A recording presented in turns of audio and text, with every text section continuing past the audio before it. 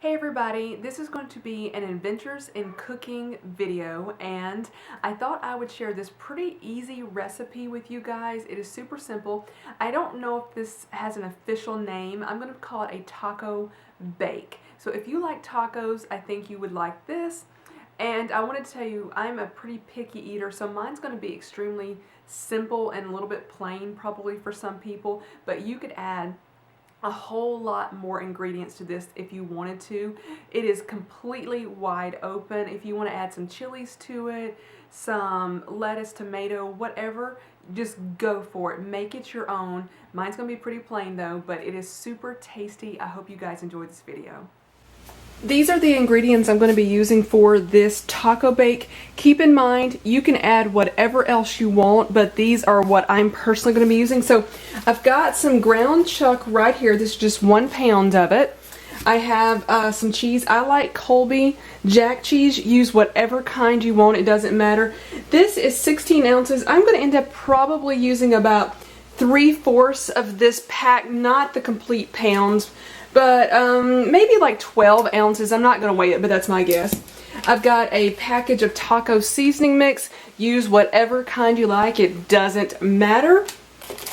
Then I've got some flour tortilla shells. I don't know what size these are. Use whatever size you want right there, and I'll probably will end up using 2 or 3 of these. I'll show you for sure when I'm building it. And then I'm going to finish up with sour cream. This is not going to be baked into it, keep that in mind. So I just top mine off with sour cream, so that's really my only garnish. If you prefer to have some tomatoes, some lettuce, some pico, that is fine, or some chilies, whatever you like, go for it, but these are what I'm doing. So let's get started.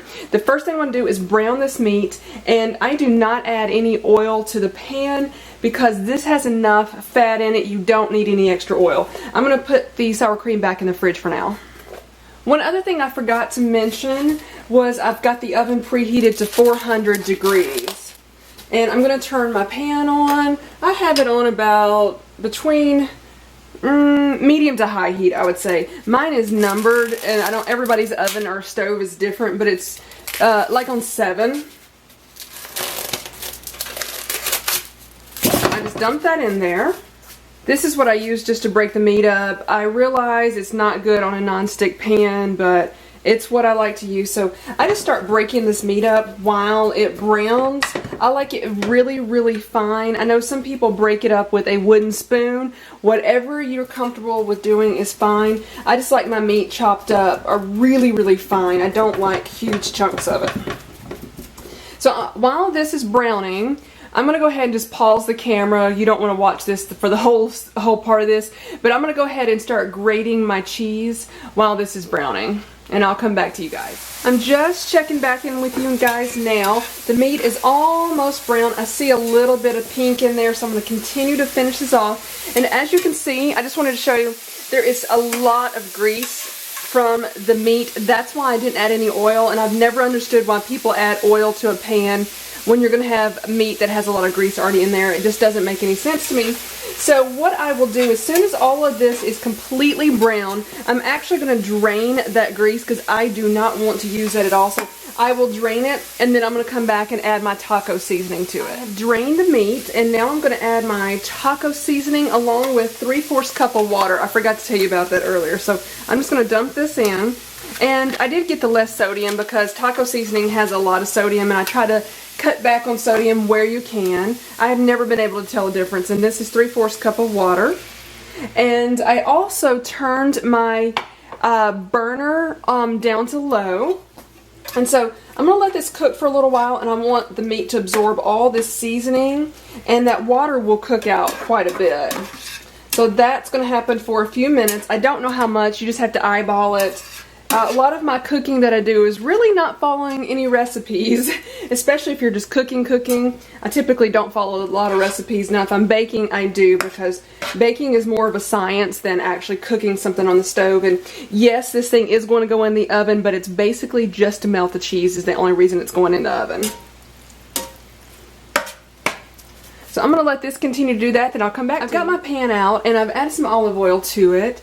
This is the one I like to use, California Olive Ranch, one of my favorite olive oils you can pick up at the supermarket.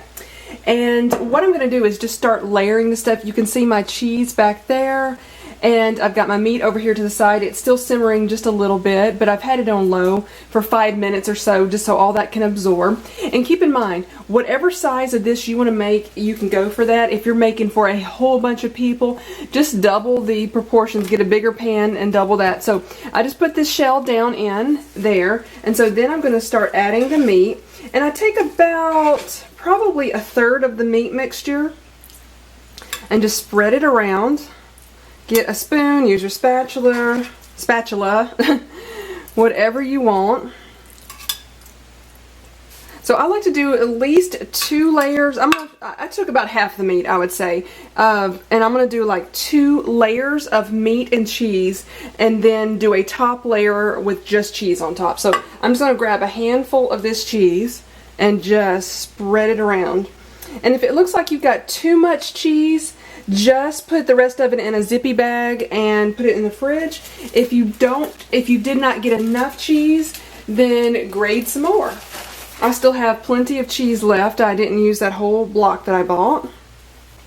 So here's another layer, and I just like to press it down a little bit. And then I'm going to put some more meat on this, and I'm going to use the rest of my meat right here. I'm just going to dump it like this. Hope you guys can see. Sorry for the scraping noise. I know that's irritating. And then just spread this out. Yes, I'm a lefty, in case anybody didn't know that. I am left-handed. And it doesn't have to be perfect. I'm not trying to win any beauty awards on my cooking, that's for sure. I usually tell people I can make things taste good, but I never can make them look pretty very easily. I'm going to grab some more of this cheese. Put it down. And again, if you wanted to add chilies in here, just start adding whatever you think would be good to bake in your layers. It doesn't matter. If you want to do salsa, add salsa. Make it your own. This is just kind of like a starting point for anybody else. I'm a picky eater, so this is what I like. Okay, now I'm going to add the rest of my cheese to the top of this. And then bake it, basically just bake it until the cheese melts. I've got it on 400 degrees, but I probably will bake it maybe 10 minutes. I'm not 100% sure, but I will let you know for sure how long I left it in the oven. So that's what it looks like when I'm going to put it in the oven, and I'll show you what it looks like when I get it out. I just got it out of the oven, and I have to admit I left it in there about a minute too long. This side got a little bit darker than I wanted. I had it in there for 21 minutes. I'll confess, I was looking at YouTube and I got distracted. So keep in mind, try not to do other things when you're baking because it's distracting. But 20 minutes I think is good depending on your oven. So this is the taco bake. Thank you guys so much for watching this video. I hope you enjoyed it. Bye bye guys.